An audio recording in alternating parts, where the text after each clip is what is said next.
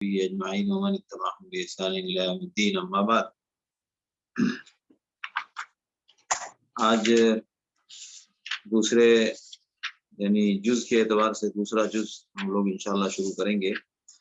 اس سے پہلے میں تھوڑی سی ایک وضاحت یہ کر دوں کہ بعض حضرات خلاصہ قرآن کے الگ الگ پروگراموں میں شریک ہوئے ہیں یا ہوتے رہتے ہیں. تو الگ الگ پروگراموں میں خلاصہ قرآن کے الگ الگ مضامین کو انہوں نے یا الگ الگ انداز سے خلاصہ کرنے کی کوشش کی ہے. تو جو لوگ کسی مجلس میں بیٹھے ہیں تو وہ دوسرے کے خلاصے سے اس خلاصے کو ٹیلی کرنے کی کوشش نہ کریں، کیونکہ کچھ لوگوں نے کسی خاص نہج پر بات کر رہے ہیں. اب مثال کے طور پر سورہ بقرہ میں کوئی جب گفتگو خلاصے پہ توجہ دیتا ہے تو حضرت آدم علیہ السلام کی خلقت پہ زیادہ توجہ دیتا ہے، کوئی بنی اسرائیل کے احوال پہ توجہ زیادہ دیتا ہے. تو ظاہر سی بات ہے اس میں ہر بندے کا خلاصہ اور اس کی توجہ ایک پہلو پر ہو ضروری نہیں ہے، اور مطالعے کا دخل بھی ہوتا ہے. آپ کون کس بندے نے کتنا مطالعہ کیا ہے اور کون کتنی وسعت کے ساتھ پڑھتا ہے اور کس وسعت پہ مفہوم کو لے جانا چاہتا ہے. تو ہر ایک کی اپنی، اب کوئی فقہی انداز سے گفتگو کرنا چاہے گا تو وہ فقہی مسائل اس میں سے زیادہ نکالے گا، اس خلاصے میں اس پر اس کی توجہ زیادہ ہوگی. تو اس لیے ایک دوسرے سے موازنہ نہ کریں. یہ دیکھیں کہ خلاصے میں قرآن کی جن باتوں کو پیش کیا جا رہا ہے وہ قرآن کے اندر اس کا مضمون موجود ہے، بس یہ ہونا چاہیے. باقی اب جیسے ہم نے جو پہلے پارے میں زیادہ تر جس پر زور دیا وہ یہ کہ اسلام میں بنیاد ہے قولوا آمنا باللہ وما انزل الینا وما انزل الی ابراہیم و اسماعیل و اسحاق و یعقوب. اس کی دلیل ہم نے یوں ثابت کی کہ ان الذین آمنوا والذین هادوا والنصارى وقالوا كونوا هودا او نصارى، اور لا يدخل الجنة الا من كان هودا او نصارى وقالت اليهود ليست النصارى على شيء. اسی طرح ولن ترضى عنك اليهود ولا النصارى حتى تتبع ملتهم. تو ان تمام آیات سے یہ پتہ چلتا ہے کہ جو مرکزی مضمون چل رہا ہے وہ ذہن سے وہ گروہی تاثر حق کے نام پر حق سے گروہ کو آزاد کیا جا رہا ہے. گروہی تاثر سے حق کو آزاد کیا جا رہا ہے. حق ہے وہ کسی گروہ کی اجارہ داری نہیں ہے. لہذا جو حق کا پابند ہوگا وہ حق پر ہے، اور جو حق پر نہیں ہوگا چاہے وہ اپنے گروہ کے نام سے وہ جتنا بھی دعویٰ کرے اس سے کوئی حاصل نہیں ہے، اس سے اس کا حق ہونا ثابت نہیں ہوگا. لہذا یہ میں نے تھوڑا سا وضاحت ضروری سمجھی. اب یہاں پر ہم نے جیسے کہ کہا تھا کہ چونکہ اللہ کے رسول صلی اللہ علیہ وسلم کی نبوت آخری نبوت ہے، کتاب آخری کتاب ہے، لہذا وہ جو قبلہ اب جو بننا تھا وہ قبلہ اب قیامت تک کے لیے قبلہ رہے گا. یہ قبلہ جب بنے گا تو ظاہر سی بات ہے قبلہ جو ہے وہ منسوخ ہوگا، اور پچھلا قبلہ جو منسوخ ہونے جا رہا ہے وہ قبلہ صدیوں سے قبلہ تھا اور اس کے اوپر متعدد انبیاء کا قبلہ گزرا ہے. لہذا اس کا منسوخ ہونے میں جو لوگ اس قبلے سے جڑے ہوئے ہیں وہ اس کو بہت تماشا بنائیں گے اور اس پر بہت ٹاپک کریں گے. تو اس کے لیے اس کو بہت لمبی فہرست، لمبی تفصیل کے ساتھ اس کو سمجھایا گیا کہ قبلے کا معاملہ اور کسی ایک سمت کا متعین ہونا یہ اللہ کے اوپر ہے.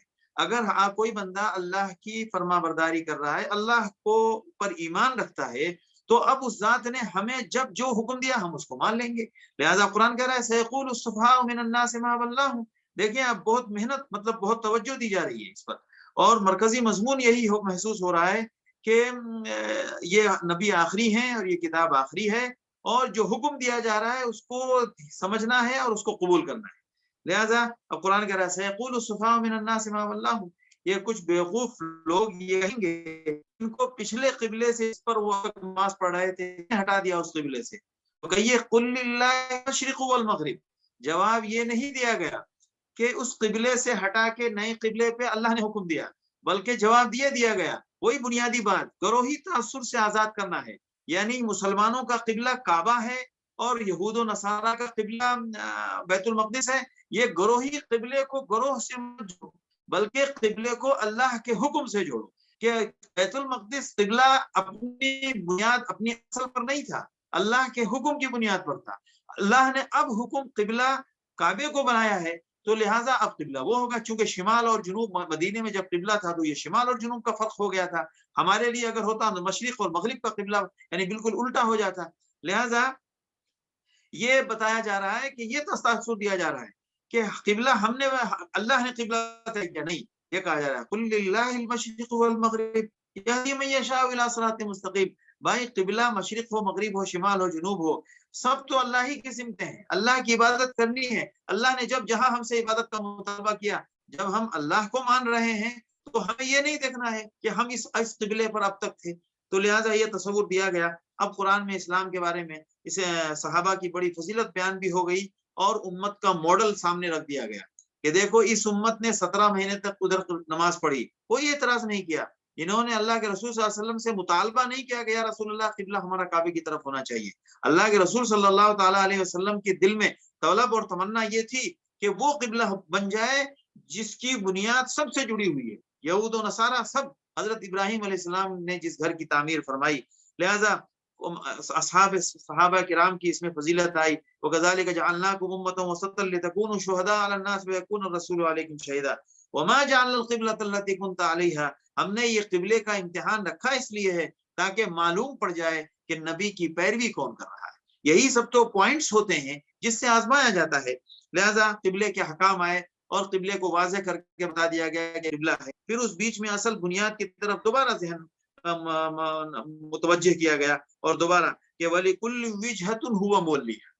دیکھیں آپ ہر جگہ وہ تاثر یہ ہونا چاہیے کہ عبادات کی شکل، اگر عبادت ایک ہی شکل کی اللہ کے یہاں ہوتی تو آدم علیہ السلام تک نماز کے ارکان اور نماز کے احکام اور نماز کے اوقات ایک ہی ہونے چاہیے. آدم علیہ السلام کے زمانے میں عبادت کا طریقہ کچھ اور تھا، حضرت ابراہیم علیہ السلام کے زمانے میں کچھ اور تھا، ان کے زمانے میں نماز کے اندر وہ تفصیلات نہیں تھی جو ہماری ہیں. اسی طرح حضرت موسیٰ علیہ السلام کی نماز ویسی نہیں تھی جیسی ہماری ہے. نماز میں ہر حال میں فرق تھا. ہماری نماز میں جو تفصیل ہے، ہمارا قبلہ کچھ اور ہو گیا، ہمارے لیے احکام و شرائط کچھ اور رکھے گئے. پچھلے ملتوں کے لیے احکام و شرائط کچھ اور تھے. تو قرآن کہتا ہے وَلِكُلٍّ وِجْهَةٌ هُوَ مُوَلِّيهَا. سمت کا مسئلہ نہیں ہے، سمت تو اللہ جدھر چاہے ادھر پھیر دے. اصل بات کیا ہے؟ فَاسْتَبِقُوا الْخَيْرَاتِ، کہ خیر جہاں تمہیں ملے، حق کی بات جہاں ملے بس وہ پکڑو. اور حق کیا ہے؟ اللہ جو بولے، اللہ جو کہے، اللہ جو مطالبہ کرے وہی حق ہے. اینما تکونوا یأتی بکم اللہ جمیعا ان اللہ علی کل شیء قدیر. پھر اب اس کے بعد چونکہ یہ امت آخری امت ہے اور اس امت کے ساتھ بہت ذمہ داریاں ہیں اور بہت مقابلوں کا سامنا کرنا پڑے گا، تو حالات سامنے آئیں گے. لہٰذا اللہ نے پورا اس مضمون کو باندھ کر قبلہ تحویل قبلہ کو صاف کیا، چونکہ قبلے کا معاملہ بہت اہم ہے. قبلے کا طے ہونا اور پوری دنیا کے مسلمانوں کا ایک رخ پر نماز پڑھنا اور پوری دنیا کا ایک قبلے پر متحد ہونا یہ چھوٹا کام نہیں تھا، بہت بڑا کام تھا. ظاہر سی بات ہے بڑی ذہن سازی اور بڑی تفصیل کے بعد اللہ رب العالمین، حالانکہ اللہ اس پر مجبور نہیں تھا، لیکن اللہ نے انسانی مزاج اور ہماری طبیعت کی رعایت کرتا ہے اللہ. لہذا جب وہ قبلہ کی تعین ہے وہ ہو گئی تو اللہ نے فرمایا کہ کما ارسلنا فیکم رسولا منکم، ہم نے آپ کے درمیان ایک نبی بھیجا ہے جو آپ کو اللہ کی کتاب پڑھ کر سناتا ہے، آپ کا تزکیہ کرتا ہے اور ایک کتاب و حکمت کی تعلیم دیتا ہے، اور جو کچھ تم نہیں جانتے ہو وہ بتاتا ہے. نبی یہ جو کچھ نبی کا جو منصب ہے وہ کیا ہے؟ اللہ کی جو وحی آتی ہے وہ پڑھ کر سناتا ہے اور تمہارے اخلاق کو، تمہارے نظام کو، تمہارے پورے سسٹم کو سیدھا کرتا ہے، چاہے وہ اخلاقیات سے ہو، سماجیات سے ہو، چاہے وہ معاشیات سے ہو. وَيُعَلِّمُكُمُ الْكِتَابَ وَالْحِكْمَةَ، اور جو دستور اس کے اوپر کتاب کی شکل میں آئی ہے وہ وحی کی شکل میں ہو، قرآن کی شکل میں، یا اللہ ان کے دل پر جو القاء کریں اس شکل میں، وہ اس کو امت کو بتاتے ہیں. وَيُعَلِّمُكُمْ مَا لَمْ تَكُونُوا تَعْلَمُونَ، اور بہت ساری باتیں وہ بھی بتاتے ہیں جو تم نہیں جانتے. اب اس منصب پہ، نبی کے اس مہم پہ اور اس مشن پہ جب تم نبی کے ساتھ چلو گے تو ظاہر سی بات ہے تمہارے لیے احوال سامنے آئیں گے، تمہیں مقابلے ہوں گے، تمہارے ساتھ ٹکراؤ ہوگا اور تمہارے سامنے رکاوٹیں آئیں گی. اس کے لیے کیا کرنا ہے؟ فَاذْكُرُونِي أَذْكُرْكُمْ، ہمیشہ ہر کام کو میرے لیے، میری یاد کے لیے اور مجھے یاد رکھتے ہوئے کرو تو میں بھی تم کو یاد رکھوں گا. وَاشْكُرُوا لِي وَلَا تَكْفُرُونَ، اور جو کچھ بھی اللہ کی طرف سے ملنا اس پر اللہ کا شکر ادا کرو، نا شکریہ مت کرو جو کچھ بھی مل رہا ہے. اور اس کے لیے تمہیں سب سے زیادہ جو چیز معاون ثابت ہوگی وہ ہے نماز اور صبر. یا ایھا الذین آمنوا استعینوا بالصبر والصلاۃ. پہلے صبر کا حکم ہے، نماز کا حکم بعد میں، اور پھر نماز کے حکم کے ساتھ ان کو اب یہاں سے جزئی احکام دینا شروع ہو رہے ہیں. اب مسلمانوں کی طرف خطاب، پورا خطاب یہود و نصارہ کو سمجھا کے اب مسلمانوں کی طرف خطاب ہو رہا ہے. اب ان کو احکام دیے جا رہے ہیں. اب دیکھیے فرق، یہود نصارہ کو جو حکم دیا گیا وہ سب ٹالتے گئے، الٹا گئے، مخالفت کرتے گئے. اللہ نے کہا کہ یہ لفظ کہنا ہے، الفاظ بدل دیے، اور اللہ کی کتاب بدل دی. اللہ کے فرشتے سے دشمنی کرتے ہیں اور وحی سے دشمنی کرتے ہیں، اور شیطان کے جادوئی مزاج سے دوستی کرتے ہیں. ہر کام ان کا برعکس ہے. ابراہیم کی بات کرتے ہیں، ابراہیم کے مزاج کو سمجھتے نہیں، ابراہیم کے مزاج پہ چلنا نہیں چاہتے. اب آگے مومنین کے ساتھ معاملہ گیا. یا ایھا الذین آمنوا، دیکھیں آپ پہلے سب آیا ہے کیا؟ یا بنی اسرائیل، یا بنی اسرائیل. بیچ میں آیا یا ایھا الذین آمنوا لا تقولوا راعنا. اب یہاں پر احکام کے ساتھ آ رہا ہے یا ایھا الذین آمنوا استعینوا. اب آپ صبر و صلات سے کام کریں، اور آپ کو اس میں طرح طرح کی آزمائش آئیں گی. وَلَنَبْلُوَنَّكُمْ بِشَيْءٍ مِّنَ الْخَوْفِ وَالْجُوعِ وَنَقْصٍ مِّنَ الْأَمْوَالِ وَالْأَنفُسِ وَالثَّمَرَاتِ. ہر جگہ صبر کرنا ہے، اور صبر کرے گا اللہ کی رحمت اس کے ساتھ ہے. اور اس کے بعد ہم نے آپ کے ساتھ جو یہ قبلے کا معاملہ کیا، کعبے کا معاملہ کیا، اسی سے جڑا ہوا صفا مروہ بھی ہے. لہذا ان الصفا والمروہ من شعائر اللہ فمن حج البیت. تو جس طرح کعبے کا احترام اور کعبے کی حرمت بحال رکھنا ہے، اسی طرح صفا مروہ کی حرمت کا بھی خیال رکھو. اور اب آگے احکام دیے جا رہے ہیں. پچھلی امت نے وہ کام نہیں کیا، آپ کو کرنا ہے، آپ ویسا مت کیجیے گا. پچھلی امت کیا کرتی تھی؟ ان الذین یکتمون ما انزلنا من البینات والہدی. جو ہم نے ہدایت کی باتیں کھول کھول کر اتاری، تو پچھلی قوموں نے اس کو چھپایا. لہذا اللہ نے فرمایا اولئک یلعنہم اللہ، اللہ کی لعنت ہے ان کے اوپر. الا الذین تابوا، مگر اس میں سے کچھ لوگ ایسا نہیں کیا. ان الذین کفروا وماتوا وهم کفار اولئک لهم لعنۃ اللہ والملائکۃ والناس اجمعین. لہذا آپ کے پاس جو دین آیا ہے اس دین پر قائم رہیے، اس کو چھوڑیے مت، اور کفر مت کیجیے. اور جو ایسا کرے گا اس کے اوپر اللہ کی لعنت ہے، ساری دنیا کی لعنت ہے. اب آگے مومنین کے لیے تفاصیل کی طرف موضوع بڑھ رہا ہے. الہکم الہ واحد، تمہارا رب ایک ہے. لہذا اس کو پہچاننے کے لیے زمین و آسمان کی خلقت پر غور کرو. ان فی خلق السماوات والارض واختلاف اللیل والنہار فلک التی تجری فی البحر. زمین و آسمان کی خلقت پر غور کرو، دن و رات کے نظام پر غور کرو. کشتیاں سمندر میں چلتی ہیں ان پر غور کرو کہ وہ تمہارے لیے کتنا نفع بخش ہیں اور تمہارے کتنے فائدے کا سامان لے کر چلتی ہیں. اور جو آسمان سے بارش ہوتی ہے اس پر غور کرو، اور زمین کا نظام کیسے چلتا ہے، ہوائیں کیسے چلتی ہیں، ان سب پر غور کرو. اور ان سب پہ غور کر کے اللہ کی وحدانیت کو مانو. نہ یہ کہ نئے نئے سائنسدانوں کی طرح وہ اور تذبذب میں پڑ جائیں اور خدا کی خدائی کو بھول جائیں. اور ان سب کا نتیجہ کیا ہے؟ وَمِنَ النَّاسِ مَن يَتَّخِذُ مِن دُونِ اللَّهِ أَندَادًا يُحِبُّونَهُمْ كَحُبِّ اللَّهِ. تو لوگ کیا ہے، الٹا ان سب چیزوں میں پڑھ کے ان کی محبت میں داخل ہو جائے. وَمِنَ النَّاسِ مَن يَتَّخِذُ مِن دُونِ اللَّهِ أَندَادًا، شریک بنا لیتے ہیں دوسری چیزوں کو. لیکن مومن کا کام کیا ہے؟ مومن اللہ سے بہت زیادہ محبت کرتا ہے. وَالَّذِينَ آمَنُوا أَشَدُّ حُبًّا لِلَّهِ وَلَوْ يَرَى الَّذِينَ ظَلَمُوا إِذْ يَرَوْنَ الْعَذَابَ. تو اب یہ صورتحال بتائی گئی کہ آپ کافروں والی حرکت، غیر مسلموں والی حرکت، اہل کتاب والی حرکت آپ نہ کریں. آپ کو جو ایمان کا صحیح راستہ اور ضابطہ دیا جا رہا ہے اس پر قائم رہیں اور اس پر آباد رہیں، اپنے آپ کو آباد قائم رکھیں. اور اب انسان کی زندگی کے ساتھ سب سے زیادہ اس کی کھانے پینے کی چیزیں جڑی ہوئی ہیں. انسان کا جو سب سے زیادہ معاملہ ہے وہ اس کے خوراک، اس کا کھانا پینا، اس کی اشیاء خوردنی، جس سے اس کو سب سے زیادہ سابقہ پڑتا ہے. لہذا بتایا گیا یا ایھا الذین آمنوا کلوا مما فی الارض حلالا طیبا. اللہ کا احسان ہے کہ اللہ نے زمین میں حلال زیادہ رکھا ہے، حرام کم رکھا ہے. یاد رکھیے یا ایھا الناس کلوا مما فی الارض حلالا طیبا. لہذا حلال زیادہ ہونے کی یہ بات دلیل ہے کہ اللہ نے یہ عام فرمایا کہ اے ایمان والو، جو کچھ بھی زمین میں ہے حلال اور طیب کھاؤ اس کو. چھوٹی چھوٹی باتوں اور چھوٹی چھوٹی بندشوں کی بنیاد پر چیزوں کو حرام مت کرو. ہمارے بعض حضرات بعض چیزوں کے معاملے میں بڑی شدت کرتے ہیں، اسلام میں وہ پسندیدہ نہیں ہے. جب تک کہ کسی چیز کی حرمت واضح ہونا آپ کو معلوم نہ پڑ جائے تو چیزیں اپنی اصل میں حلال ہوتی ہیں. وَلَا تَتَّبِعُوا خُطُوَاتِ الشَّيْطَانِ. شیطان کے ڈھکوسلے اور شیطان کے شر کے پیچھے مت جاؤ کہ وہ فلاں چیز فلاں لوگ نہ کھائیں. کوئی انڈا نہیں کھا رہا ہے، کوئی مچھلی نہیں کھا رہا ہے، کوئی فلاں چیز نہیں کھا رہا ہے، کوئی فلاں مہینے میں فلاں پھل نہیں کھا رہا ہے، کوئی فلاں مہینے میں وہ فلاں نہیں کر رہا ہے، اور یہ سب اپنی طرف سے کیا ہوا ہے. اپنی طرف سے کسی چیز کو حرام نہیں کر سکتے جب تک اللہ حرام نہ کرے. لہذا انما یامرکم بالسوء والفحشاء، وہ تمہیں برائی کا حکم دیتا ہے. اچھا، ان لوگوں کا حال جن کو اللہ کا کوئی حکم دیا جائے تو اس کو تو نہیں مانتے، اور دوسرا جب حکم دیا جائے تو اس کو مان لیتے ہیں، شیطان کی باتیں مان لیتے ہیں. وَإِذَا قِيلَ لَهُمُ اتَّبِعُوا مَا أَنزَلَ اللَّهُ، اللہ نے جو نازل کیا ہے اس کو مانو، تو کہتے ہیں بل نتبع ما الفینا علیہ آبانا، بھائی ہمارے باپ دادا جو کرتے آئے ہیں وہی ہم کریں گے. یہاں پر رک کے میں ذرا سا خلاصے کے ساتھ 1 منٹ کے لیے بات کہہ دوں. ہمارے مسلمان گھرانوں میں بھی یہ بات بہت عام ہے. ہمارے ابا اس بات کو بہت پسند کرتے تھے، ہمارے دادا جی اس کو بہت پسند کرتے تھے. دیکھیے، دادا جی، ابا جی، اما جی پسند کرتے تھے. اگر ان کی پسند حلال تھی، اچھی تھی، اللہ ان کو اجر دے گا. لیکن اگر وہ خیر کا کام ہے تو آپ اللہ کو پسند ہے یہ سمجھ کے کریں. اگر آپ یہ سمجھ کے کریں گے کہ ہمارے دادا جی اس کو بہت پسند کرتے تھے اس لیے میں بھی کر رہا ہوں، ہمارے دادا صاحب رمضان میں ہر سال مسجد میں وہ بھجا دیتے تھے، ہمارے دادا کو یہ چیز بہت پسند تھی، تو اب آپ دادا کے لیے کر رہے ہیں، ابا کے لیے نہیں کر رہے ہیں. یہ کہیے کہ مسجد میں ثواب ہے، مسجد میں کوئی بھیجنا، کسی غریب کو، کسی مسکین کی خریداری کرنا، یہ بہت ثواب کا کام ہے. الحمدللہ اللہ نے مجھے بھی توفیق دی اور اللہ کی رحمت سے ہمارے دادا بھی اس کا کے پابند تھے، یہ تو ٹھیک ہوا.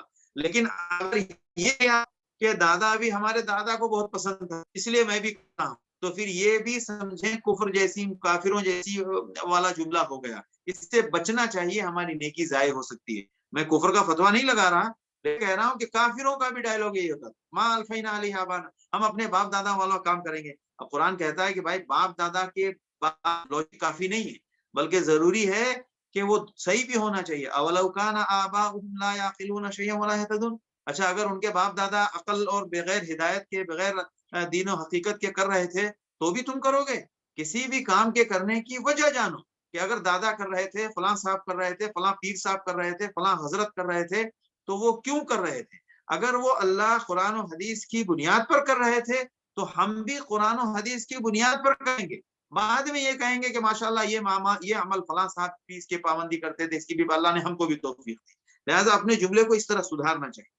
اس کے بعد اللہ کہتا ہے یا اللہ نے پھر دوبارہ کہہ رہے ہیں حرام کے معاملے میں، حلال کی بار دوبارہ حلال کی طرف ذہن دے رہے ہیں. کلوا من طیبات ما رزقناکم، جو کچھ بھی ہم نے دیا ہے حلال اس میں سے کھاؤ. اب یہ ہے کہ حلال ہی کھاؤ، اور یہ آیت بتاتی ہے کہ حلال کی کثرت ہے. اب اس کی میں وجہ بتا رہا ہوں. آگے قرآن کہہ رہا ہے انما حرم علیکم المیتۃ والدم ولحم الخنزیر، دیکھیں حلال کو عام رکھا گیا، حرام کو نومینیٹ نہیں کیا گیا، اس کو پوائنٹ آؤٹ نہیں کیا گیا.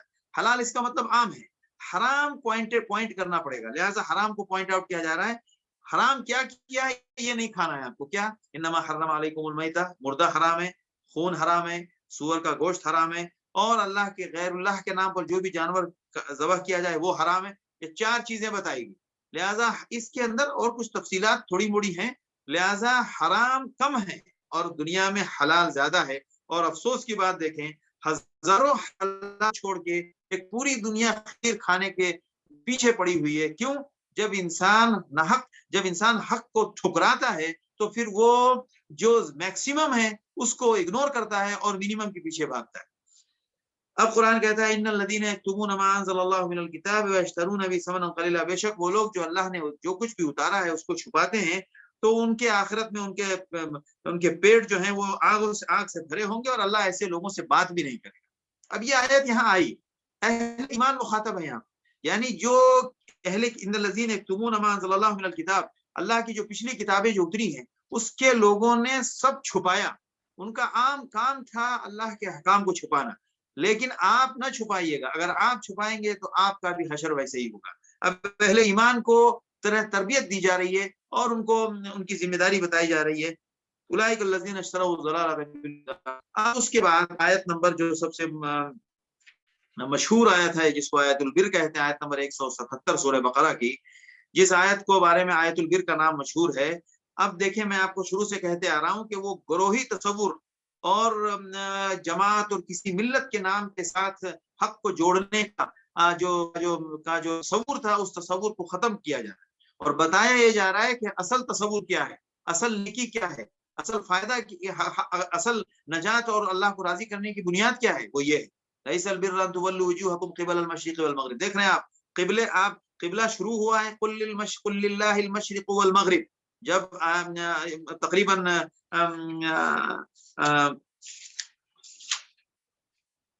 آیت نمبر 115 میں وَلِلَّهِ الْمَشْرِقُ وَالْمَغْرِبُ فَأَيْنَمَا تُوَلُّوا فَثَمَّ وَجْهُ اللَّهِ، وہاں بھی وہی لفظ ہے. لہٰذا دیکھیں آپ، اور پھر سَيَقُولُ السُّفَهَاءُ مِنَ النَّاسِ مَا وَلَّاهُمْ عَنْ قُلْ لِلَّهِ الْمَشْرِقُ وَالْمَغْرِبُ. لہٰذا مشرق مغرب اصل میں اس تصور کی تردید ہو رہی ہے کہ مشرق و مغرب کو جو تم تماشا بنا رہے ہو اور ان ظاہری علامات کو جو تم بنیاد بنا رہے ہو، یہ ظاہری علامات ہرگز بنیاد نہیں ہے. اگر یہ بنیاد ہوتی تو ہم روز اول سے آج تک شریعت میں کوئی رد و بدل اور کوئی نسخ کا معاملہ نہیں کرتے. لہذا نسخ کا معاملہ ہے، آپ کا امتحان ہے. وَلَٰكِن لِيَبْلُوَكُمْ فِي مَا آتَاكُمْ، ہم آپ پر جو وحی اتارتے ہیں اس کے ذریعے ہم آپ کو آزمانا چاہتے ہیں کہ آپ جو مان رہے ہیں وہ اللہ کے حکم کو مان رہے ہیں یا آپ اس لیے مان رہے ہیں کہ ہماری ملت کے موافق ہیں. تو یہ لیس البر ان تولوا وجوهکم قبل المشرق والمغرب ولكن البر، اصل نیکی کی بات یہ ہے کہ من آمن باللہ والیوم الاخر، اللہ اور آخرت کے دن پر ایمان، فرشتوں پر ایمان. اب دیکھیں ان کا آخرت پر ایمان نہیں ہے. آخرت پر ایمان کے لیے کیا تردید ہے؟ وہ کہتے تھے لن تمسنا النار الا ایاما معدودا، تو یہ آخرت پر ایمان نہیں ہوا، یہ تو آپ نے اپنی بات گڑھ لی. آخرت کا ایمان تو یہ ہوگا کہ اس دن اللہ کی رحمت سے نجات پائے گا. ہم اپنے نجات کا دعویٰ یہاں سے نہیں کر سکتے، یہ تو آخرت کے ایمان کے خلاف ہو گیا. آخرت کے ایمان کا مطلب یہ ہوا کہ وہی باتیں آخرت کے بارے میں تصور کریں جو قرآن و حدیث میں، جو اللہ کے نبیوں کے ذریعے بتائی گئی. اسی طرح ملائکہ پر ایمان، اور اللہ پر بھی ان کا ایمان درست نہیں، کیونکہ نبیوں کے ساتھ کھیلتے ہیں، کتابوں کے ساتھ مذاق کرتے ہیں. فرشتوں پر ان کا ایمان نہیں، کہتے ہیں جبریل سے تو ہماری دشمنی ہے، اللہ کے نبیوں کو قتل کرتے ہیں. وَآتَى الْمَالَ عَلَىٰ حُبِّهِ، اور حرام مال کھاتے ہیں، حرام طریقے سے اس کو اپنے لیے اس کا راستہ بناتے ہیں، اور رشتہ داروں کو مال نہیں دیتے، رشتہ داروں کی خبرگیری نہیں کرتے. اس کے لیے تمام انہوں نے نماز کی پابندی نے، سارے کام ان کے الٹے تھے. قرآن کہتا ہے یہ اصل کرنے کے کام ہے. کیا؟ من آمن باللہ والیوم الاخر والملائکہ، اللہ اور اللہ کی ذات اور آخرت پر ایمان، اور فرشتوں پر ایمان، کتاب پر ایمان، نبیوں پر ایمان، اور اپنال سے محبت ہونے کے باوجود رشتہ داروں کو ضرورت پڑے تو رشتہ داروں کو کے اوپر خرچ کرنا، اور یتیموں اور مسکینوں پر خرچ کرنا، مسافروں پر اور مانگنے والوں پر، اور غلاموں کو آزاد کرنے پر، نماز کی پابندی، زکوٰۃ دینا، اور اپنے عہد کی، جو کچھ بھی عہد کیا ہے نبی سے یا نبی کے ہاتھ پر بیعت کی ہے اس پر قائم رہنا. اذا عاہدوا والصابرین فی البأساء والضراء، اور جنگ کی حالت ہو یا فاقے کی نوبت ہو، ہر حالت میں صبر کرنا. اور یہ ہر حالت میں انہوں نے حکم توڑ دیا، مچھلی میں برداشت نہیں کر سکے اور جنگ میں چھوڑ کے بھاگ گئے، اور موسیٰ علیہ السلام سے کہا ایسا بنتا اور ربک فقاتلا. یہ سب نہیں، یہ سب آپ اپنے کردار دیکھو. لہذا وحین الباس اولئک الذین صدقوا، جو لوگ اس کورس کو کر کے دکھائیں گے، جو لوگ یہ کورس پورا کریں گے، یہ ہیں سچے. وَأُولَٰئِكَ هُمُ الْمُتَّقُونَ، اور یہی لوگ تقوی والے ہیں. نام کو سائڈ کرو، مومن کا نام بھی سائڈ کرو، یہود کا نام بھی سائڈ کرو، نصارہ کا نام بھی سائڈ کرو. اصل یہ چیزیں چاہیے جن کے اندر یہ عمل ہے، یہ ہیں اپنے دعوے میں سچے. چاہے وہ یہودی ہو، جس یہودی کہ یہاں یہ بات پوری ہے وہ سچا ہے، جس نصارانہ کے یہاں بات پوری ہے وہ سچا ہے، اور جو مومن کے یہاں یہ بات ہے وہ سچا ہے. اگر مومن اس میں پورا نہیں ہے تو وہ بھی اپنی جگہ پر راستے سے ہٹا ہوا ہے. اب اس کے بعد انسان کے ایمان کے بعد انسان کے معاشرے کے تعلق سے احکام چاہیے کہ ہم جب سماج میں جیتے ہیں تو ہم کیسے جییں. تو اس جینے میں سب سے زیادہ جو اہمیت ہے وہ دو چیزوں کی ہے، جان کی حفاظت اور مال کی حفاظت. یاد رکھیے، غور سے سنیے، جان کی حفاظت اور مال کی حفاظت. یہاں جان کی حفاظت کا سب سے پہلے قانون بتایا جا رہا ہے. یا ایھا الذین آمنوا کتب علیکم القصاص، آپ کے اوپر قصاص فرض کیا گیا. قصاص فرض کیا گیا مطلب آزاد کے بدلے آزاد، غلام کے بدلے غلام، اور عورت کے بدلے عورت. اور اگر کسی نے معاف کر دیا تو فاتباع بالمعروف، تو اس کی معافی کو قبول کیا جائے، واداء الیہ باحسان، اور جو اس کا صحیح طریقے سے اس کا حق ہے وہ اس کے حوالے کر دو مقتول کے گھر والوں کے. ذالک تخفیف من ربکم ورحمہ، یہ اللہ کی طرف سے تمہارے لیے تخفیف اور رحمہ ہے.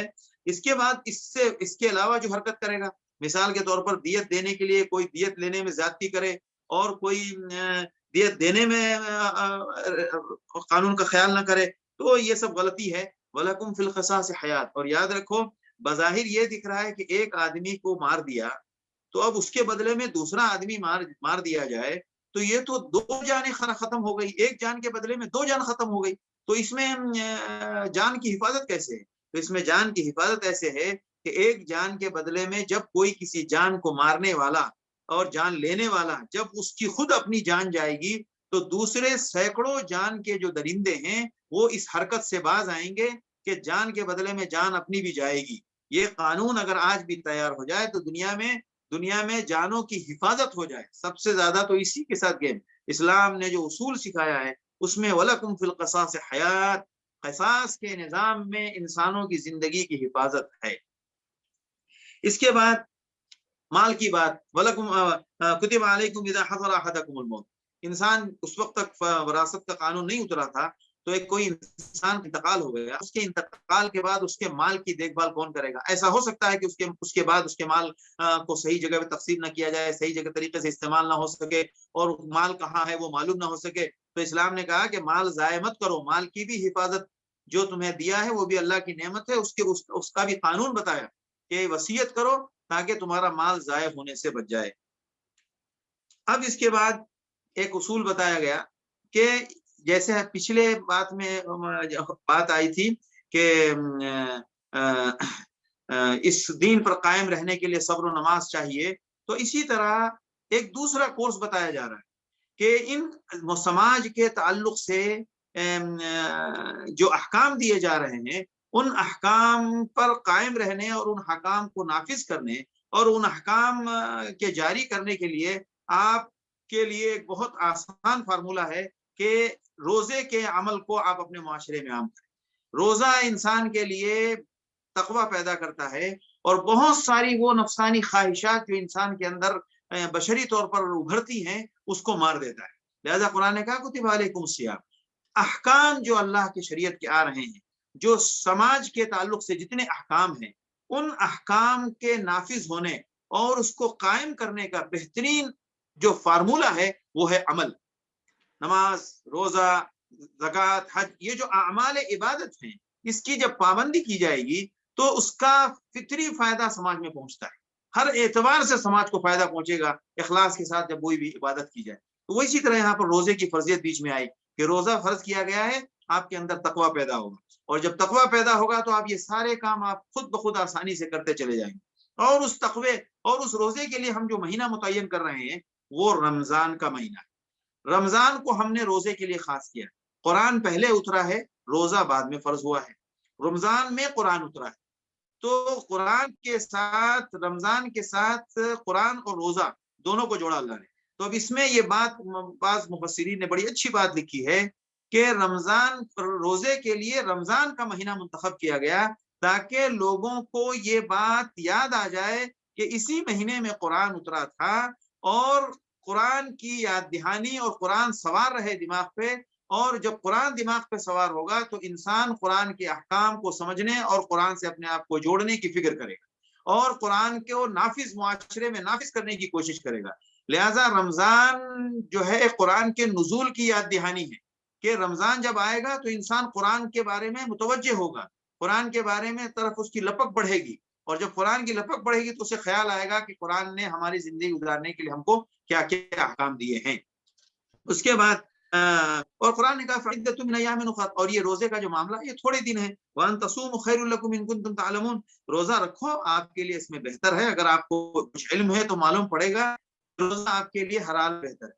یہاں پر یاد رکھیے گا کہ بعض لوگ آج کل میڈیکل پوائنٹ روزے کے بہت بیان کرتے ہیں، دیکھ لیجئے ان پوائنٹ سے ہمارا روزہ خراب ہوگا۔ کسی نے مولانا مودودی کل ہی میرے پاس کسی نے پوسٹ بھیجی، پتہ نہیں وہ کس کتاب میں لکھا ہے، بہرحال ان کی طرف منسوب ہے، مولانا مودودی رحمۃ اللہ علیہ سے کسی نے کہا تو مولانا روزے کے یہ طبی فوائد ہیں لہذا روزہ رکھنا چاہیے، روزہ صحت کے لیے بہت مفید ہے۔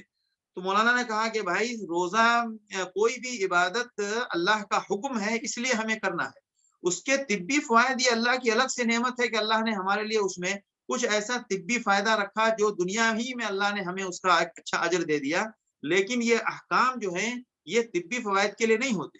اس کے لیے انہوں نے ان کو لاجواب کر دیا یہ کہہ کر کہ اچھا یہ بتائیے کہ اللہ کو شہادت بھی مطلوب ہے اور شہادت اسلام میں بہت بڑا رتبہ اور بہت بڑا مقام ہے، تو آپ یہ بتائیے شہادت کے طبی فوائد بتائیے کہ شہادت میں کیا طبی فوائد ہے۔ تو جب یہ مولانا نے کہا تو وہ صاحب بالکل لاجواب ہو گئے، اور مجھے یہ جواب واقعی بہت اچھا لگا کہ یقینی بات ہے کہ اب شہادت بھی تو اللہ کو بہت مطلوب ہے، تو کوئی بتائے کہ شہادت میں کیا طبی فائدہ ہے؟ تو شہادت میں تو کوئی کہنے والا تو یہ بھی کہہ سکتا ہے کہ شہادت میں تو طبی فائدہ یہ ہے کہ انسان کی شہادت کے ساتھ تمام تکلیفیں، پریشانیاں، بیماریاں سب ختم ہو جائیں گی، یہ طبی فائدہ ہے، استغفر اللہ۔ تو لہٰذا روزہ کے رکھو، روزہ میں تمہارے لیے خیر ہے، سماج کا خیر، تمہاری آخرت کی خیر، تمہارے سب کچھ کا خیر ہی خیر ہے۔ اب اس کے بعد جان و مال کی حفاظت کی طرف دوبارہ توجہ دلائی جا رہی ہے کہ مال کی حفاظت ایک تو یہ ہے کہ جس کا اپنا مال ہے وہ حلال طریقے سے صحیح جگہ پہ چلا جائے۔ پھر آگے دوسری بات آ رہی ہے کہ وَلَا تَأْكُلُوا أَمْوَالَكُمْ بَيْنَكُمْ بِالْبَاطِلِ، کہ ناحق مال کسی کا کوئی نہ کھائے، اور اس طرح یہاں کی ناحق طریقے سے لوگوں کے مال رشوت کے ذریعے یا کسی دوسرے بہانے سے، الگ الگ ناموں سے، الگ الگ عنوان سے کوئی کسی کا مال نہ کھائے۔ وَلَا تَأْكُلُوا أَمْوَالَكُمْ بَيْنَكُمْ بِالْبَاطِلِ وَتُدْلُوا بِهَا الْحُكَّامِ لِتَأْكُلُوا فَرِيقًا مِنْ أَمْوَالِ النَّاسِ بِالْإِثْمِ وَأَنْتُمْ تَعْلَمُونَ۔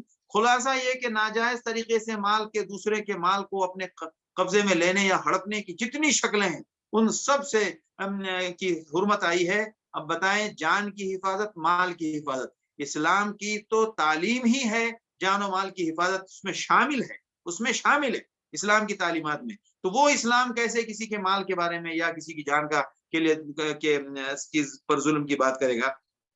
اس کے بعد اب اس کے بعد جو ایک بہت بڑی حج کی بات آئی، اور حج کی فضیلت اور حج اس کے یعنی ان اعمال میں انسان اپنے مال اور اپنے جان کی حفاظت کے لیے اعمال کی طرف توجہ کرے۔ لہذا اس کے بعد حج کی بات آئی کہ اس کا اس سلسلے میں انسان حج پر جائے، اور حج کے اندر تقوی کے ساتھ جائے۔ انسان کے بہت بڑی دل و دماغ کی تربیت ہو جاتی ہے حج کے سفر میں۔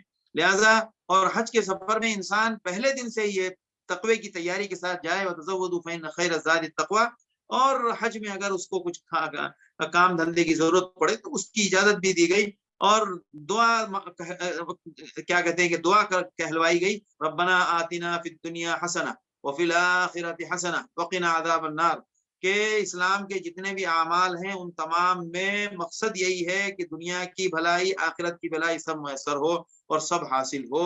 اور حسنہ کے اندر علم، تقوی، خیر کی حالت، سب حسنہ بہت مفہوم، اور جنت کا مفہوم سب اس میں شامل ہے۔ اس کے بعد قرآن حج کے حکام کے بعد مطلب اس کے بعد مضمون آگے بڑھ رہا ہے، اور مسلمانوں کو یاد دہانی کی جا رہی کہ سل بنی اسرائیل کما آتیناہم من آیۃ بینہ۔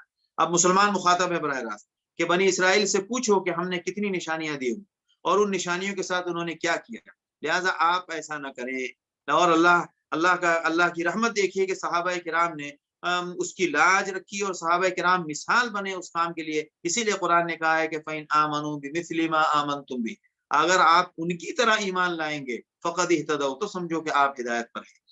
اور ایسا ہوتا کیوں ہے کہ انسان دھوکہ کھاتا ہے اور انسان بہک جاتا ہے اور اللہ کی نشانیوں کے ساتھ مذاق کرتا ہے؟ زُيِّنَ لِلَّذِينَ كَفَرُوا الْحَيَاةُ الدُّنْيَا، انسان کو اپنی دنیا کی زندگی بڑی بھلی معلوم ہوتی ہے، اس کی ساری سوچ، ساری محنت کا جو محور ہوتا ہے وہ ہوتا ہے اس کی دنیاوی زندگی۔ وَيَسْخَرُونَ مِنَ الَّذِينَ آمَنُوا، اور جب انسان دنیاوی زندگی میں بہت مگن ہوتا ہے نا، تو اس کا دوسرا کام کیا ہوتا ہے؟ وہ ایمان والوں کے ساتھ مذاق اڑاتا ہے۔ ہمارے معاشرے میں بھی بہت سارے لوگ جب ماڈرن ہو جاتے ہیں اور جب کچھ نئی تعلیم آ جاتی ہے اور نئے تہذیب سے تھوڑی آشنائی ہو جاتی ہے، تو ان کے اندر بھی یہ بیماری آتی ہے کہ وہ دینداروں کا مذاق اڑاتے ہیں، اور جب دینداروں کا مذاق اڑائیں تو سمجھ لیجئے کہ زُيِّنَ لِلَّذِينَ كَفَرُوا الْحَيَاةُ الدُّنْيَا، کہ ان کے نزدیک شیطان وَزَيَّنَ لَهُمُ الشَّيْطَانُ أَعْمَالَهُمْ کا کورس اور ان کا پروجیکٹ جو ہے وہ سکسیس ہو رہا ہے۔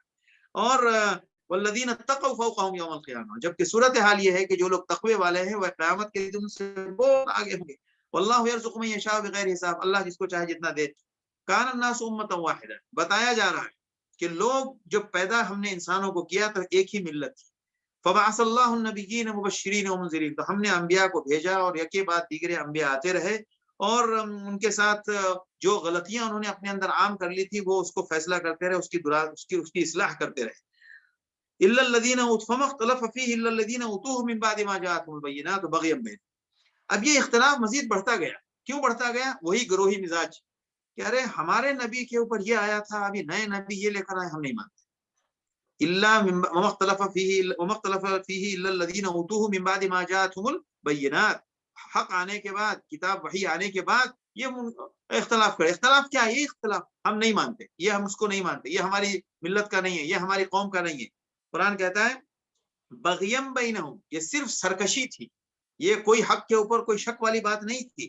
فہدی اللہ الذین آمنوا لما اختلفوا فیہ، تو جو لوگ کسی اختلاف میں کے شکار ہو گئے تھے حق کے معاملے میں، تو اللہ تعالیٰ نے ایمان والوں کو ہدایت دی. جو لوگ ایمان لے آئے ان کا اختلاف دور ہو گیا، اور جو ایمان نہیں لائے وہ اب تک اختلاف میں ہے. تو ایمان حق اختلاف دور کرنے کے لیے ضروری ہے کہ پہلے ایمان. فہدی اللہ الذین آمنوا لما اختلفوا فیہ من الحق بإذنہ واللہ یہدی من یشاء الی صراط مستقیم. اب آگے دوبارہ اہل ایمان کو کہا جا رہا ہے کہ آپ یہ مت سمجھیے گا کہ جنت میں جانا آسان ہے اور آپ کو ایمان کی طرف آپ کی نسبت ہو رہی ہے تو آپ کے لیے سارے راستے آسان ہیں. نہیں، جنت تک پہنچنا اور حق پر قائم رہنے کے لیے بڑی دشواریوں سے گزرنا پڑے گا، جس طرح آپ سے پہلے بھی گزر چکے ہیں. یہ ان کو اشارے دیے جا رہے ہیں کہ بڑی مشکلات اور بڑے مسائل سے دوچار ہونا پڑے گا. تب بھی ہونا پڑے گا، آج بھی ہونا پڑے گا. ہم آج چاہتے ہیں کہ دنیا کے تمام سہولتوں کے ساتھ ہم دین پر رہیں، یہ اصول نہیں ہے. ام حسبتم ان تدخلوا الجنة ولما يأتكم مثل الذين خلوا من قبلكم مستهم البأساء والضراء. دین پر قائم رہنے کے لیے قوم کو مصائب اٹھانے پڑیں گے. ہم اپنے تمام عبادات سے دستبردار ہو جاتے ہیں، اپنی مسجدوں کو بند کر لیتے ہیں صرف اس لیے کہ ہم آرام سے رہیں، جبکہ قرآن کہتا ہے کہ آپ کو دین پر چلنے کے لیے بھوک رہنا پڑے گا، مشقتیں اٹھانی پڑیں گی، لوگ آپ کو دھمکیاں دیں گے، تعلقات ختم ہوں گے، آپ کی تجارت پر اثر پڑے گا، ان سب کو برداشت کرنا پڑے گا، تب ہیں آپ جنت کے راستے پہ جا رہے ہیں. وَمَسَّتْهُمُ الْبَأْسَاءُ وَالضَّرَّاءُ وَزُلْزِلُوا حَتَّى يَقُولَ الرَّسُولُ وَالَّذِينَ آمَنُوا مَعَهُ مَتَىٰ نَصْرُ اللَّهِ. جھنجھوڑ دیے گئے یہاں تک کہ وہ ان کا صبر کا پیمانہ لبریز ہو جاتا تھا کہ کب مدد آئے گی، کب مدد آئے گی. تو دین پر جانے کے لیے یہ ذہن سازی کی جا رہی ہے. اور پھر اب یہ سے پوچھتے ہیں یہ سمادہ انفقون، دین پر چلنے کا ایک حصہ کے نام پر خرچ کرنا بھی ہے. تو کہتے قل ما انفقتم من خیر، جو کچھ بھی تم خیر والدین کے لیے کرنا ہے، سب سے بہترین جگہ جو خیر کا نام پر خرچ کرنے کی جگہ ہے وہ والدین ہے. اس کے بعد اپنے رشتہ دار، پھر یتیم اور مسکین اور مسافر. وما تفعلوا من خیر، اور اس کے علاوہ جو بھی تم خیر کرو گے اللہ خوب جانتا ہے. اب یہ سلسلہ خرچ کرنے کی ظاہر سی بات ہے، معاشرے پہ خرچ کرنا ہے اور دوسری جگہوں پر بھی خرچ کرنا ہے. تو کتب علیکم القتال، اللہ نے تمہارے اوپر جنگ فرض کی ہے جو تم کو پسند نہیں ہے. جیسے کہ جنت کے راستے پہ جانے کے لیے دشواریاں آئیں گی، اسی طرح ایک بات یہ ہے کہ کتب علیکم القتال وهو کرہ لکم، وہ آسان اور بہت ساری چیزیں آپ کو اچھی تو نہیں لگیں گی لیکن وہی آپ کے لیے خیر ہے. اور بہت ساری چیزیں جو آپ کو اچھی بہت لگتی ہیں، جیسے آج کے زمانے میں بہت ساری چیزیں ہمیں بہت اچھی لگتی ہیں لیکن اس میں ہمارا کتنا بیڑا غرق ہو رہا ہے، وہ اللہ بس ہمیں اس دن سے کہ رسوائی سے بچائے کہ وہ سب قیامت کے دن سب راز فاش ہوگا. لہذا اللہ اس دن رسوائی سے بچائے. اب قرآن کہتا ہے کہ قتال کے لیے جب اللہ کا حکم ہو تو قتال، ساری کعبے کی حرمت اللہ کی وجہ سے، اشہر حرم کی حرمت اللہ نے دی ہے. اگر اس اشہر حرم میں اللہ جنگ کرنے کے لیے کہے گا تو ہم جنگ لڑیں گے. کیوں کہ اللہ نے اس کی حرمت کے لیے ہمیں اجازت دی ہے. اسی طرح جنگ اشہر حرم میں جنگ کرنے کی بات تو اللہ کی طرف سے، لہذا اس میں تردد نہیں ہونا چاہیے. وَيَسْأَلُونَكَ عَنِ الشَّهْرِ الْحَرَامِ قِتَالٍ فِيهِ، لیکن اللہ کے قانون میں کوئی ایسا جھول نہیں ہوتا ہے. تو ایسا کیسے ہو سکتا ہے کہ کوئی ایسا غلط حکم دیا جائے؟ تو قرآن کہہ رہا ہے کہ اصل میں یہ بظاہر تو آپ کو بہت دشوار لگ رہا ہے لیکن دو باتیں ہیں یہاں پر. ایک تو حرم کا مہینہ ہے اور دوسرا مسئلہ یہ ہے کہ فتنہ ہے. تو اب کس کو گوارا کیا جائے؟ قرآن کہتا ہے وَالْفِتْنَةُ أَشَدُّ مِنَ الْقَتْلِ وَالْفِتْنَةُ أَكْبَرُ مِنَ الْقَتْلِ، قتل ہونے سے زیادہ خطرناک چیز فتنہ ہے. فتنے کے اثرات زمانے تک باقی رہتے ہیں اور قتل کا اثر کچھ دنوں کے بعد ختم ہو جائے گا. فتنہ نہیں چاہیے.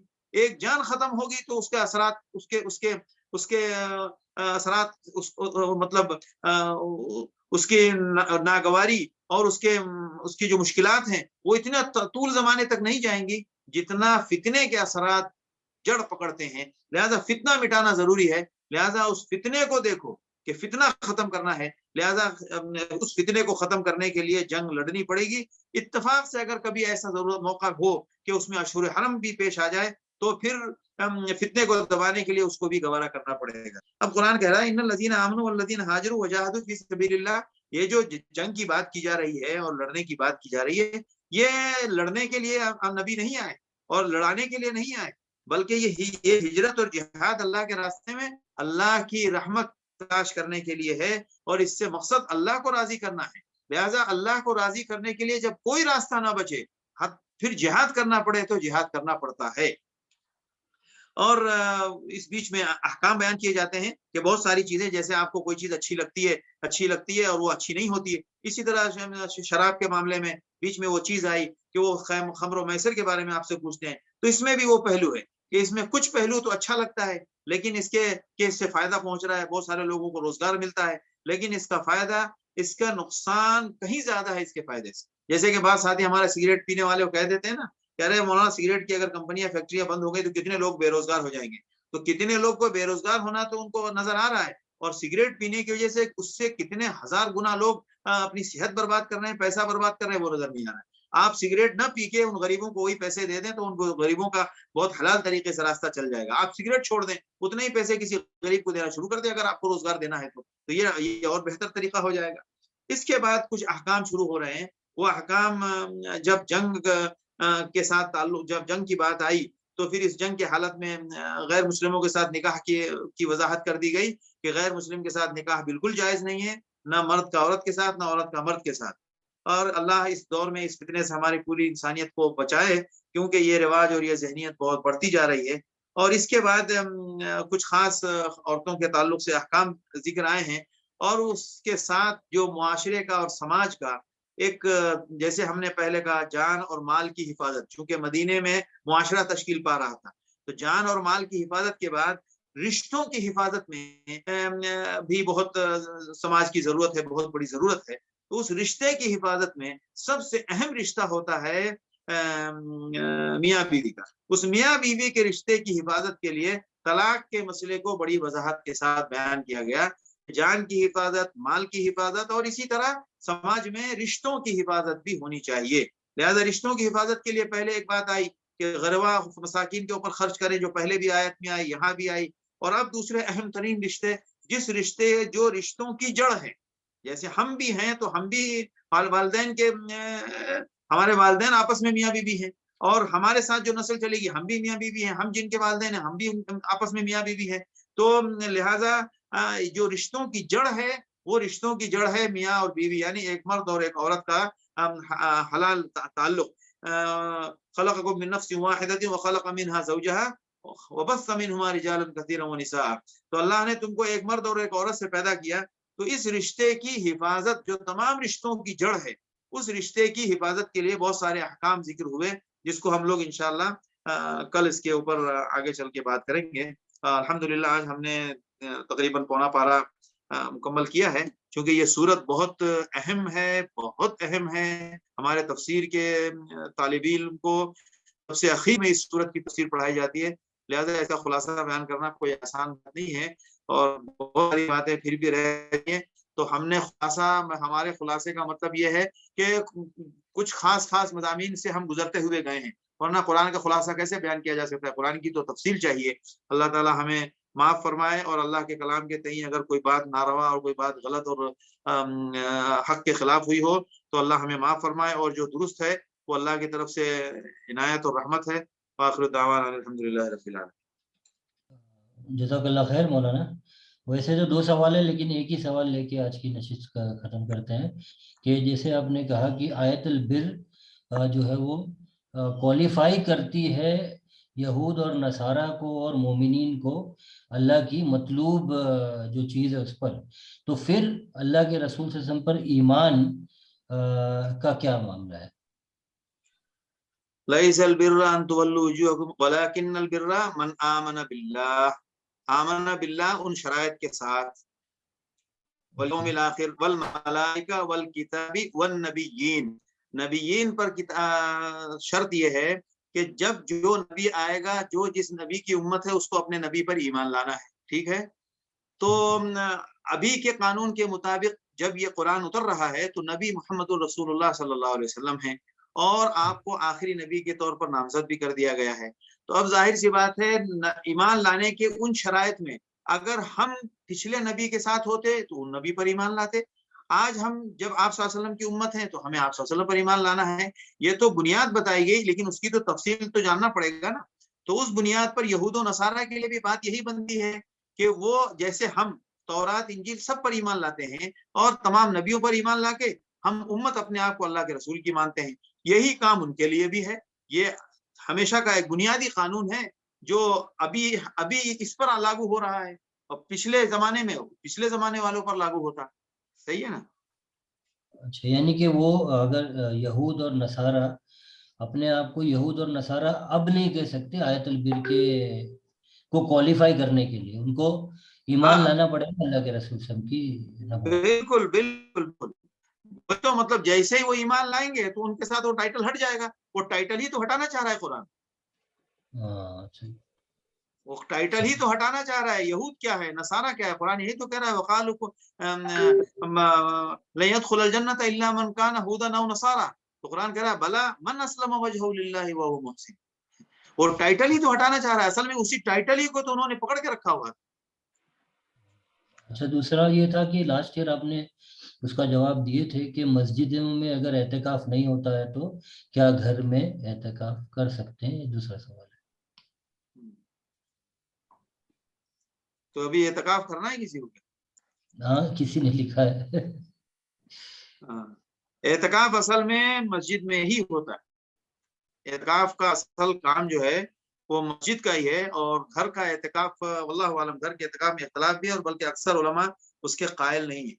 اعتکاف مسجد ہی کا ہوتا ہے. جزاک اللہ خیر مولانا.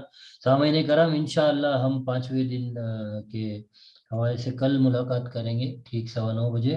سبھی سے گزارش ہے کہ یوٹیوب کی لنک بھی شیئر کریں اپنے دوستوں احباب میں, اور جو زوم پہ جوائن کر سکتے ہیں کل 9:15 بجے جوائن کریں. سبحان اللہ و بحمدہ, سبحانک اللہم و بحمدک, اشہد ان لا الہ الا انت استغفرک و اتوب الیک. السلام علیکم ورحمۃ اللہ وبرکاتہ.